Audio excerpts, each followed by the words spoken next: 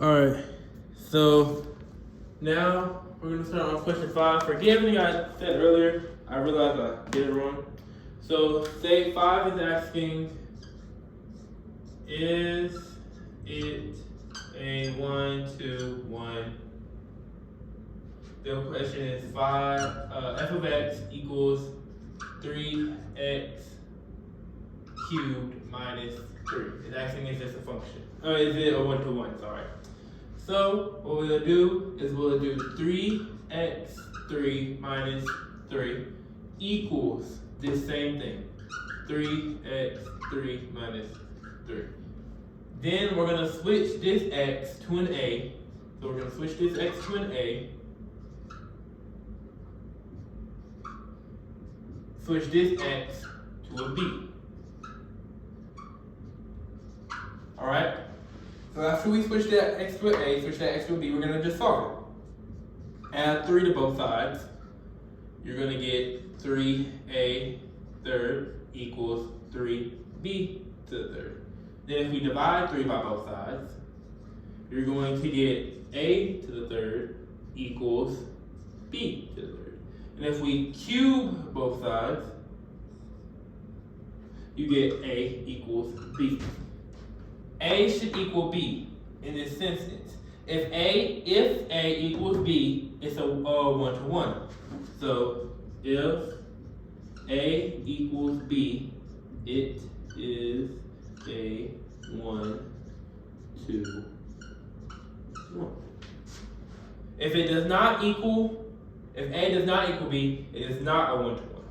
And that's how you would do 5 to figure out if it's a 1-to-1 or not without your calculator.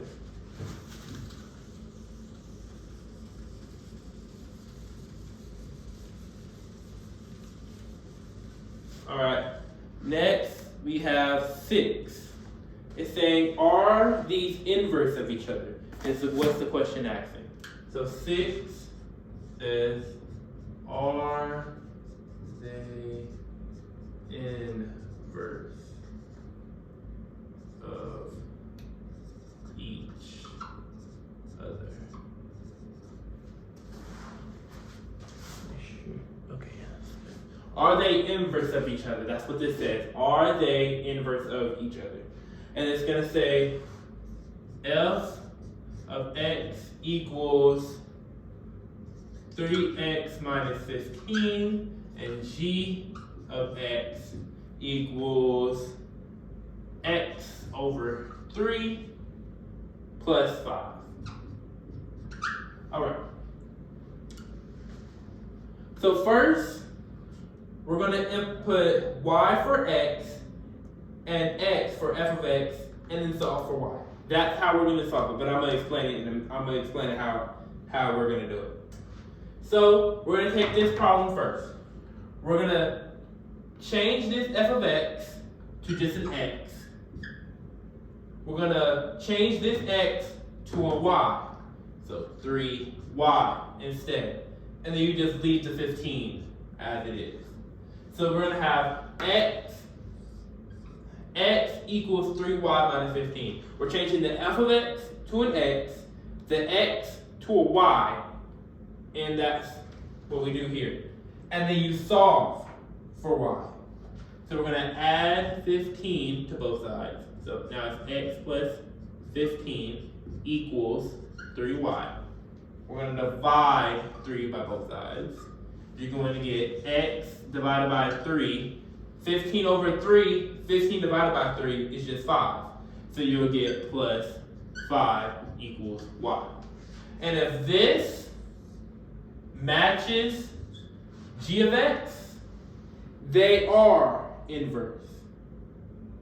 So since this equals this, they are inverse of each other. If you do not get this, say this was a plus 10, they will not be inverse of each other. But since they match, they will be. Well, match after like the equal sign, basically.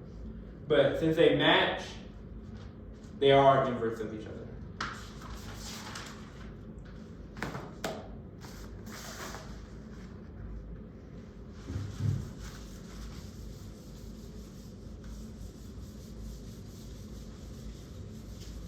pause if need be. I know I'm probably going a little quick.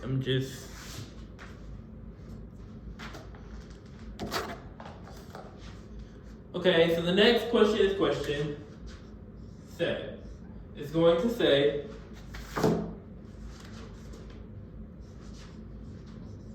if f of x equals 4 to the power of x, find f of 1 and f of negative 1. So what you'll do to find f of 1 first, you'll just plug in 1 for x. So it will be f of x, where x equals 1, equals 4, x up here is 1. So f of 1 equals 4, right? So now plug in negative 1 for x. F of negative 1 equals 4 negative 1. Remember from last chapter, if we have a negative exponent, it becomes a fraction. It goes to the bottom. So we have to put f negative 1 equals 1/4. If it's a negative exponent, it goes to the opposite side. So say this was 1 over 4 to the negative 1. This is just going to be equal to 4. Okay? So then that's your answer. So f of 1 is 4, and f of negative 1 is 1/4. Just make sure you can see it all. Yeah, okay.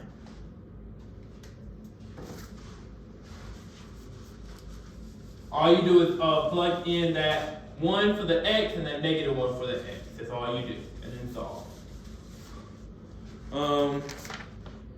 Next, we have question 8.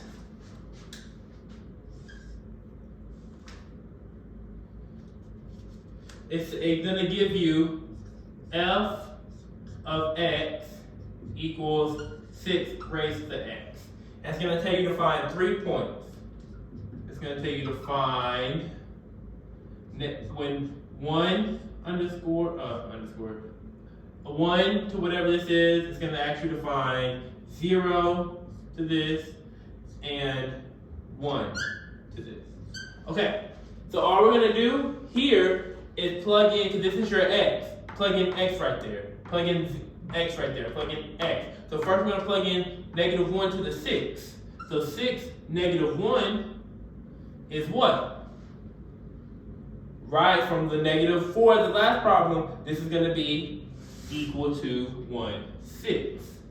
If we plug a 0 in right there, we learned that if a 0 is at the exponent, that equals 1. No matter what number this is, if 0 is at the exponent, it's always going to equal 1. Now, if we input a 1, that's just going to equal 6. So, at negative 1, your y is 1 over 6. When x is 0, your y is 1. When your x is 1, your y is 6. And then that's your answer.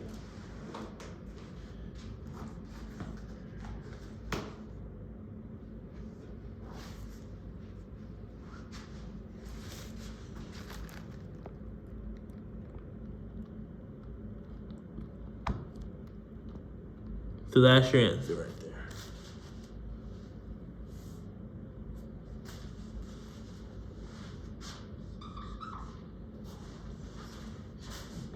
Okay.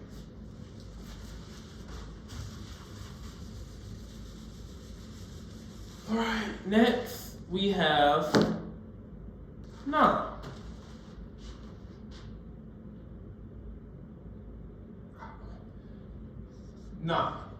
It says R 6 over 5 as the exponent equals 64.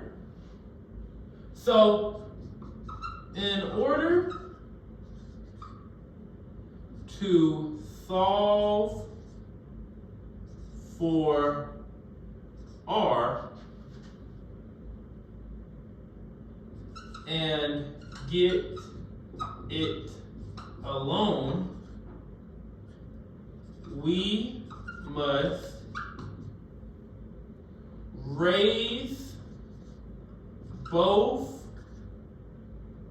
sides by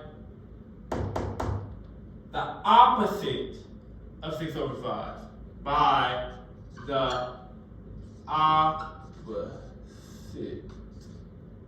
of 6 over 5, which is 5 over 6, which is just 5 over 6.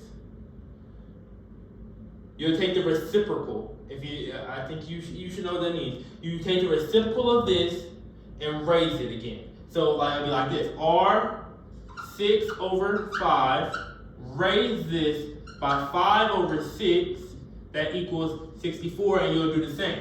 Raise this by 5 over 6. Because what you do to one side, you have to do to the other. So these will cancel. You're left with R equals 64, 5 over 6. So now, you should have learned at probably like 4.2, probably 4.2 maybe. This can be rewritten as I would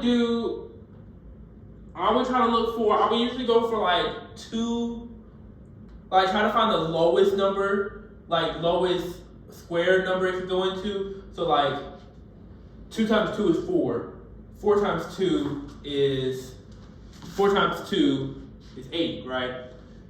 Or 2 times 2 is 4. 4 times 2 is 8. 8 times 2 is 16. You just keep going like that. That's how you get the powers of this. So if we do 64 divided by 4, you get 16. But if you do 4 times 4 times 4, that gives you 64. That's 4 to the third, which you can do. But I will always try to find the lowest number. Only reason is because, watch this. 2 can go into 64 how many times? Let's do it. 2 times 2 times 2. So let's do it. Let's count it. 2 times 2, probably can't see this, is 4. That's 2, right? So if we have 2 to the second, that equals 4, right? So then we'll just keep going. And then 4 times 2 is 8. That's 3. 8 times 2 is 16. That's 4. 16 times 2 is 32. That's 5. Times 2, this is 6, is equals 64. So 2 to the 6 is also the same as writing 64. You're just trying to find a multiple that goes into there. So like, I would start off with 2, and I would just try to add, multiply 2 until you either get past the number or you add the number. If you add the number, then you're good. I would just use that. But if it's like, because if you do 3 times 3, you get 9, obviously, you see what I'm saying? So if you do 9 times 3, you have 27, and say this is a 27, it's like, you see what I'm saying? You just gotta make sure you're using the numbers correctly. It's really good.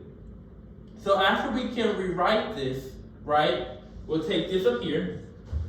After we rewrite that, we get R is equal to 2 to the 6, and then 5, 6. We're going to teach you something called the product rule. The product rule is basically saying you can multiply these two together, right? Just saying you multiply those exponents together. So you get 6 times 5 over 6. These can cancel out cross multiplication.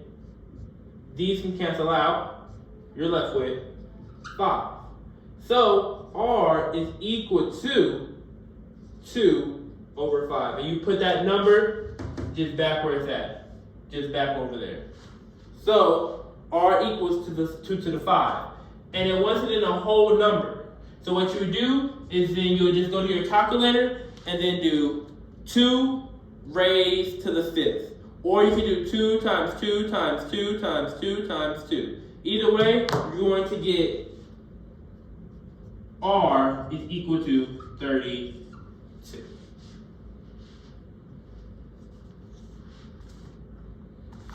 Because you can rewrite 64 to 2 to the 6. It just makes it easier so when you multiply. Or you can plug this right here into your calculator. Just don't forget your parentheses. So 64, close that. You can raise it. And then when you raise it, do 5 divided by 6. And you get 32. And that can be your answer. It can be that simple. Or if you don't have your calculator, you forget your calculator, you can remember this. Change this, and then just put it in there. So you can just put this into your calculator, and you can get your answer. Either way, it's just whichever way you understand. You can just plug this into your calculator and remind me, make a note or anything, and I can show you how to plug it into your calculator tomorrow. So that's question 9. Make sure you can see that part over there. Yes, you can. Okay. That's question 9.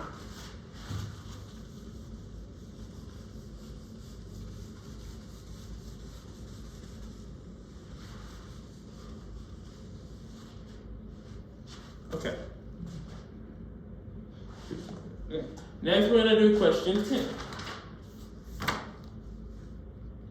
And this time, I want you to try this one by yourself before you move on. Question 10 says R 4 to the 7th equals 16. Okay, I'm going to let you work on that real quick. Come back to the video. Pause the video.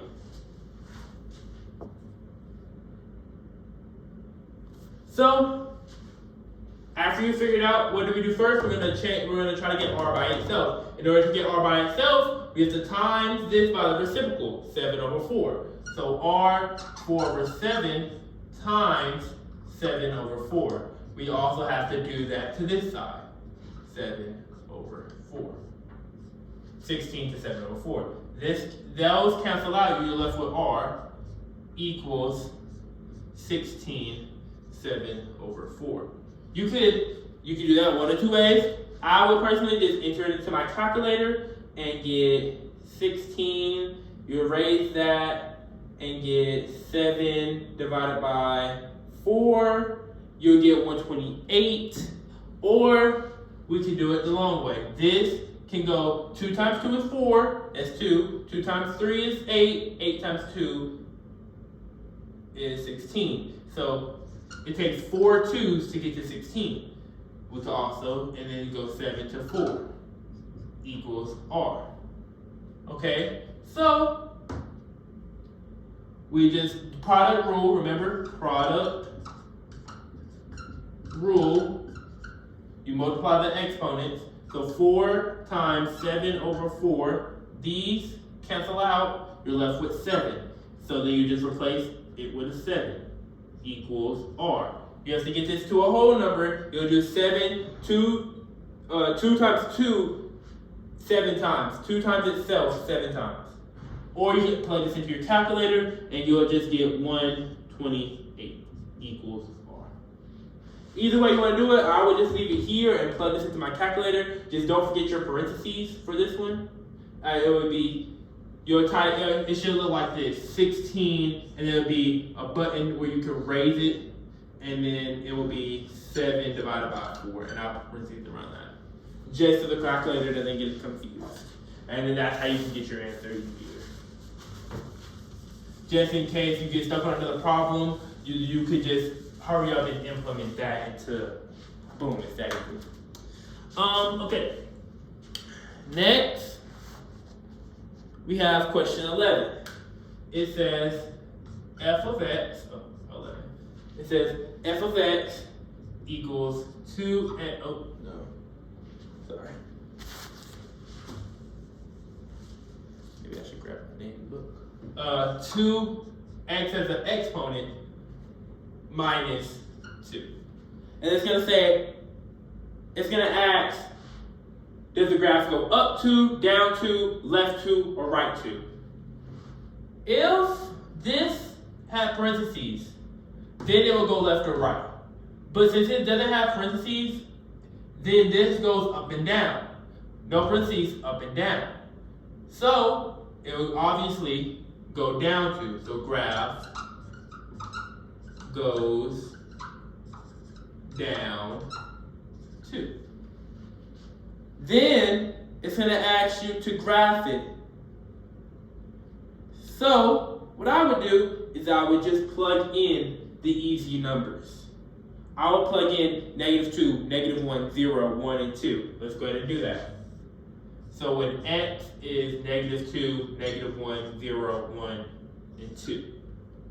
So 2, -2 minus 2. I would just put that into my calculator. 2 raised to the -2 minus 2 gives you -1.5. But since it gives us a -1.5, you can change that into in your calculator, and I can show you that. Or we could just do this. This is 1 over 2 over 2 minus 2. This gives us 2 times 2 is 4. This equals 1 over 4 minus 2. Okay? And then when we do that, you'll just do, obviously, this will be over 1. You'll times this by 4, times that by 4. So you'll get 1 over 4 minus 4 over 4. And then you'll just have negative, sorry. That wouldn't be a 4, that would be an 8. My fault. That'll be 8 over 4, I'm sorry. 8 over 4, and then that would be -7 over 4. And then that's your answer. But I can show you how to put it in the calculator. You should not really have to do this, it's easy math. So that's why I'm not going to spend so much time on that. And you'll do the same one for each of them. So 2, -1 minus 2. This can be written as 1/2 minus 2. And then you'll have, this is also 1 over 2 minus 2 over 1, times this by 2 times that by 2. That gives you 1/2 minus 4 over 2, and that gives you -3 over 2. Oh, sheesh. -3 over 2. And that's your answer for that. And then you'll just go on and so on and so on. So 2 to the 0 minus 2, 2 to the 1 minus 2, 2 to the 2 minus 2. This obviously is going to be -1, that's going to be 0, and that's going to be 2. You can do the math if you need to. I was just going quick with that. So once you graph this on the little graphing thing it has, then you'll just look at the graph. And however the graph is shaped, you'll read the domain and range off of that. So you'll read left to right for the domain. So if the graph, you know how to read domain, we worked on that. So if the graph just goes here to there, and it has all real numbers. But if it stops, for the range, if it stops at the bottom point, so say the graph looks like this. It looks something like this, I believe, if I'm not mistaken. This is -2. The range, bottom to top, the range would be what? Right, -2 to infinity, because we're reading bottom to top. It started at -2, and it goes infinity up and up from there. So that's your range. This is your range. And your domain is all real from this, obviously. But you have to graph it. That's why you would make the table to get your y values. You have your x values, you have your y values, and that's how you do that. So that's it. That's the first part. That's 11 questions. There's 22 more questions, and I'll go over in the next videos, or probably tomorrow, depends. Sheesh.